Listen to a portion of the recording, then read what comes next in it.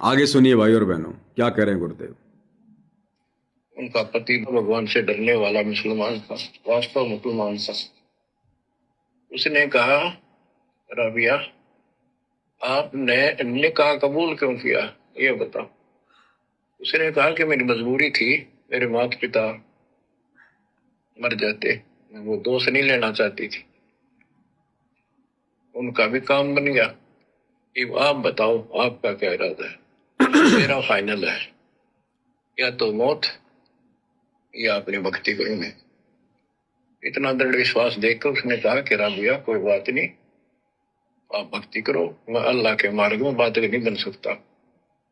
मैं भी भगवान से डरने वाला हूँ, लेकिन जैसे आपकी लोक लाज के कारण आपके पिता की समस्या प्रबल थी, इसी प्रकार समाज हमारा भी है, लोक लाज हमें भी है। आप मेरी दृष्टि में, मेरी तरफ से तो मेरी सिस्टर होगी, समाज की दृष्टि में मेरी वाइफ बनकर रहना होगा। वो बोली, मुझे मंजूर है। उसके लिए अलग व्यवस्था कर दी, अपनी भक्ति कर, किसी चीज की कमी नहीं आने देंगे। उसने अपनी और शादियां कर ली। अब वो 50 साल की होगी।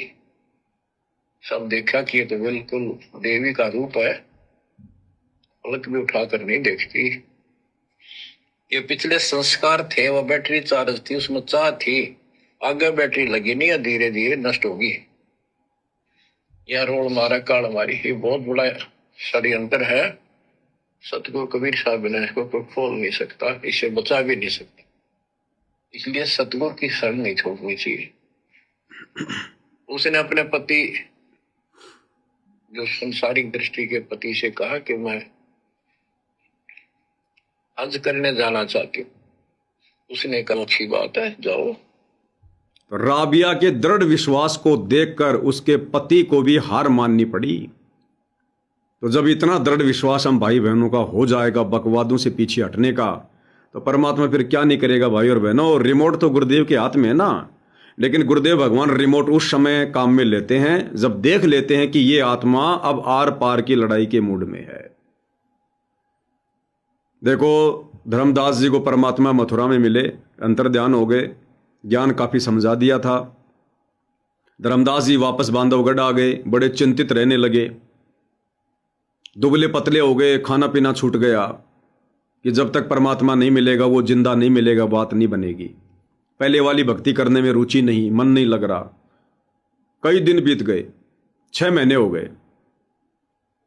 तो धर्मदास जी की पत्नी आमिनी देवी ने कहा कि ऐसे तो आप मर जाओगे।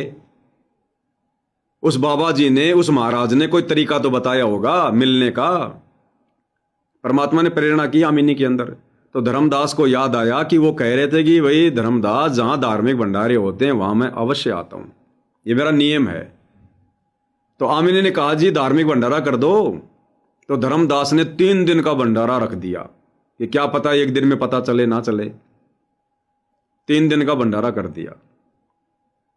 एक दिन बीत गया, परमात्मा नहीं आए, धर्मदास चिंतित। दूसरा दिन बीत गया, परमात्मा नहीं आए, बहुत चिंतित। तीसरा दिन भी भाई और बहनों आधे से ज्यादा निकल चुका था और अब धर्मदास जी का धैर्य जवाब दे रहा था। और धर्मदास ने यह ठान ली थी कि आज लास्ट दिन है, तीसरा। यदि आज मुझे परमात्मा नहीं मिले तो आज मैं अपने जीवन का अंत कर दूंगा। दृढ़ विश्वास कर लिया, दृढ़ निश्चय कि आज अगर परमात्मा नहीं दिखे, अपने जीवन का अंत कर लूंगा। फाइनल फैसला कर लिया। तो मालिक तो अंतर्यामी थे। परमात्मा उसी समय कदम के पेड़ के नीचे पीठ फेर कर बैठ गए। धर्मदास को दिखाई दिए, दौड़ के गया तुरंत। देखा तो वही परमात्मा, वही जिंदे का रूप शरीरम, बैठे कदम वृक्ष के तीरम। परमात्मा के चरणों में लेट गया, रोने लग गया, चरण पकड़ लिए, छोड़े नहीं। क्यों दिए परमात्मा ने दर्शन भाई और बहनों? क्योंकि धर्मदास ने दृढ़ निश्चय कर लिया था, दृढ़ निश्चय। और परमात्मा ने देख लिया कि आज ही अपना काम बिगाड़ेगा या आत्महत्या करेगा आज, तब परमात्मा आए। अगर धर्मदास के मन में जरा भी विक्षेप होता तो भाई और बहनों परमात्मा तीसरे दिन भी नहीं आते। इसी प्रकार भाई और बहनों, जब हम दृढ़ निश्चय कर लेंगे किसी भी बुराई को छोड़ने के लिए, कि आर या पार, तब परमात्मा दया करते हैं। फॉर्मेलिटी में कोई काम नहीं बनेगा हमारा, चाहे हम कितनी पूजा कर लें, कितना ही कुछ कर लें हम, क्योंकि ये सिर धड़ की बाजी लगाने वाला मार्ग है, सिर धड़ की बाजी लगाने वाला मार्ग। तो राबिया का पीछा छूट गया, लेकिन राबिया ने आगे चल के भक्ति भी छोड़ दी। राबिया ने आगे चलकर वो भक्ति छोड़ दी जो भक्ति उसको परमात्मा ने दी थी, प्रथम मंत्र वाली, क्योंकि परमात्मा ज्यादातर उसके पास में आए नहीं। उसके बाद उसकी शादी हो गई, ससुराल चली गई। अब उस ससुराल में फिर वहां पर मुल्ला काजी मौलवी आना शुरू हो गए, क्योंकि उसका पति अफसर था, पैसे वाला था। तो राबिया फिर उनके चक्रों में ज्यादा आ गई। उन्होंने बहका दिया, ये किसने मंत्र दे दिए, ये मंत्र हमारी कुरान शरीफ में नहीं है, किसने तुझे मूर्ख बना दिया, अल्लाह कोई दिखाई थोड़े देता है, फलाना है, दिखना है। तो राबिया फिर भ्रमित हो गई ज्ञान की कमी के चलते। लेकिन निश्चय उसका यही रहा कि मैंने मोक्ष प्राप्त करना है, चाहे पहले वाली भक्ति से मिलो और चाहे वर्तमान वाली भक्ति से मिलो। उसके बाद फिर वही मुसलमान धर्म की परंपरागत पूजा में पड़ गई। लोगों के कहने से फिर वो हज की यात्रा के लिए तैयार हो गई, मक्का मदीना जाने के लिए तैयार हो गई। क्या कह रहे हैं पूज्य गुरुदेव भगवान? और कोई व्यवस्था ऊंट घोड़े की करवा देता हूँ, उस पर आराम से बैठ कर जाइए। बोली नहीं, मैं पैदल जाऊंगी, क्योंकि ये आस्था हमारी भगवान के प्रति अहंकार में नहीं, ऐसे जहां तो बढ़िया है, ये वो शुरू से डालना है। राबिया के पति ने क्या कहा कि बहुत अच्छी बात है, अगर आप हज करना चाहती हैं तो, मक्का को जाना चाहती हैं तो आपके लिए ऊंट गाड़ी का इंतजाम करवा दूं, बैल गाड़ी का इंतजाम करवा दूं, कोई पालकी की व्यवस्था करवा दूं। उस समय यही साधन थे। तो गुरुदेव क्या कह रहे हैं? राबिया ने साफ साफ मना कर दिया कि मैं तो पैदल जाऊंगी, पैदल। फिर गुरुदेव क्या कह रहे हैं? क्योंकि ये हमारी आस्था है, आस्था कि भगवान के लिए हम पैदल जाएं, बैठकर ना जाएं, अहंकार में नहीं। ये भगत की आस्था होती है।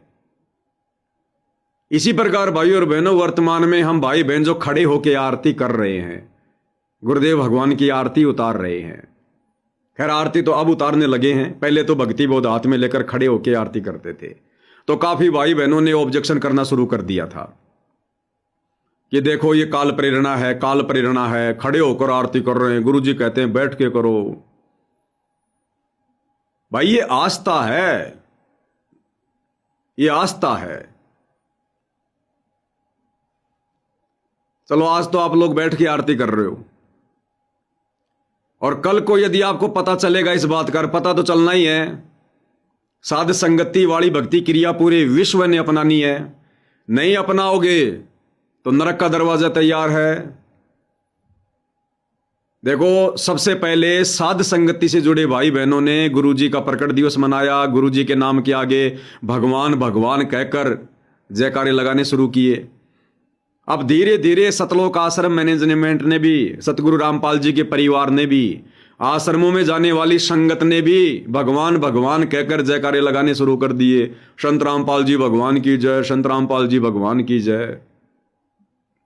सत्सेवक भाई बहनों ने अपने गुरु को परमात्मा मानकर भोग लगाना शुरू किया, भंडारे का, फल फ्रूट का। अब धीरे धीरे 4-5 साल बाद देखा देखी, अब की बार जो बोध दिवस था 15, 16, 17 फरवरी 2026 को सतलोक आश्रमों में, आपने देखा होगा सतगुरु रामपाल जी की छोटी कलयुगी बेटी मंजू और उनका परिवार किस प्रकार से फलों का टोकरा भर के सतगुरु रामपाल जी के आगे रख रहे हैं, भोग प्रसाद बना रहे हैं। तो ये धीरे धीरे धीरे धीरे सारी प्रोसीजर जो साध संगति में परमात्मा ने शुरू करवाई है भक्ति वाली, ये सब ने शुरू करनी पड़ेगी, सब ने, नहीं तो मोक्ष तो होगा ही नहीं, ये तो कन्फर्म है। तो धीरे धीरे भाइयों और बहनों सब ने करना पड़ेगा। तो आने वाले समय में क्या गुरुदेव की आरती नहीं उतारोगे क्या? अरे जब परमात्मा के भक्ति विधान से परिचित हो जाओगे, अभी तक तुम केवल पढ़ रहे हो, देखा देखे में चल रहे हो। जब तुम्हारे हृदय में वो वाणी अंदर जाएगी और खलबली मचाएगी कि पहली आरती हरि दरबारे, तेज पुंज जहां प्राण उधारे, पाती पंच पोहप कर पूजा, देव निरंजन और न दूजा। उसके सरलार्थ में गुरुदेव ने साफ साफ लिखा है कि इस प्रकार से 5 दीपक वाली थाल के साथ और फूलों के साथ में परमेश्वर की आरती करें। तो जब आरती उतारना शुरू करोगे तो क्या बैठे बैठे उतारोगे? क्या बैठे बैठे उतारोगे आरती? खड़ा होना पड़ेगा ना। तो सारी विधि अपनानी पड़ेगी भाई, जो साध संगति में है। साध संगति में परमात्मा वो सारी विधि शुरू करवा रहे हैं, जो विधि आज से पहले हम अपने बुद्धि स्तर से शुरू नहीं कर पा रहे थे, गुरुदेव के सत्संगों का निष्कर्ष निकाल कर शुरू नहीं कर पा रहे थे। परमात्मा ने साध संगति पे वो दया बख्शी। अब आने वाले समय में पूरा विश्व है, पूरी संगत, जिन जिन लोगों को सतगुरु रामपाल जी की भक्ति करनी होगी, उन्होंने साध संगति से जुड़े भाई बहनों की तरह ही सारी भक्ति विधि करनी पड़ेगी, सारी क्रिया करनी पड़ेगी। दूसरा कोई तरीका नहीं है। तो क्या करें गुरुदेव भगवान? राबिया के पति ने कहा कि ऊंट गाड़ी का इंतजाम कर दूं। उसने कहा कि नहीं, मैं तो पैदल जाऊंगी। क्या कह रहे हैं गुरुदेव? ये भगत की अपनी आस्था होती है। तो ये हम सत्सेवक भाई बहनों की तो ऐसी कोई आस्था वाली बात भी नहीं थी। या तो सीधा सीधा गुरुदेव भगवान ने आदेश दिया हुआ है संध्या आरती के सरलार्थ में कि पांति पंच पोप कर पूजा, देव निरंजन और न दूजा। अरे भोग की आरती के समय तो गुरुदेव भगवान हाथ तक यूं हिला के इशारा करते हैं कि पांति पंच पोप कर पूजा, देव निरंजन और न दूजा। सुना कभी भोग आरती का वीडियो गुरुदेव भगवान का? जब ये पांति पंच पोप कर पूजा वाला जब जिक्र आता है तो गुरुदेव यूं हाथ हिलाते हैं, यूं पांति पंच पोप कर पूजा, देव निरंजन और न दूजा। क्या इशारा कर रहे हैं गुरुदेव भगवान कि नालायकों, अगर अपने गुरु को परमात्मा मान लिया है तो उठाओ थाली 5 दीपक वाली और आरती उतारो अपने गुरुदेव की। पहले इन पत्थरों की भी तो आरती उतारा करते थे, क्योंकि विधि तो यही है। लेकिन पहले हमें भगवान का नहीं पता था, पहले हम इन पत्थरों की मूर्तियों को भगवान मान रहे थे। विधि यही है। आज ओरिजिनल भगवान मिल गया तो क्या आरती नहीं उतारेंगे क्या? तो इस विधि से आने वाले समय में पूरे विश्व ने भक्ति करनी पड़ेगी, स्वीकार करना पड़ेगा।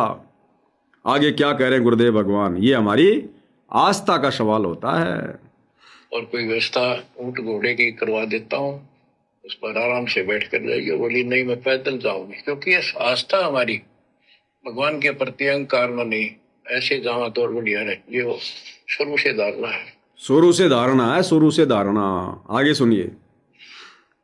उसमें साधन भी नहीं होते थे, ऊंट घोड़े होते थे, रेगिस्तान में ऊंट ही चलते थे। बोली नहीं, मैं पैदल जाऊंगी।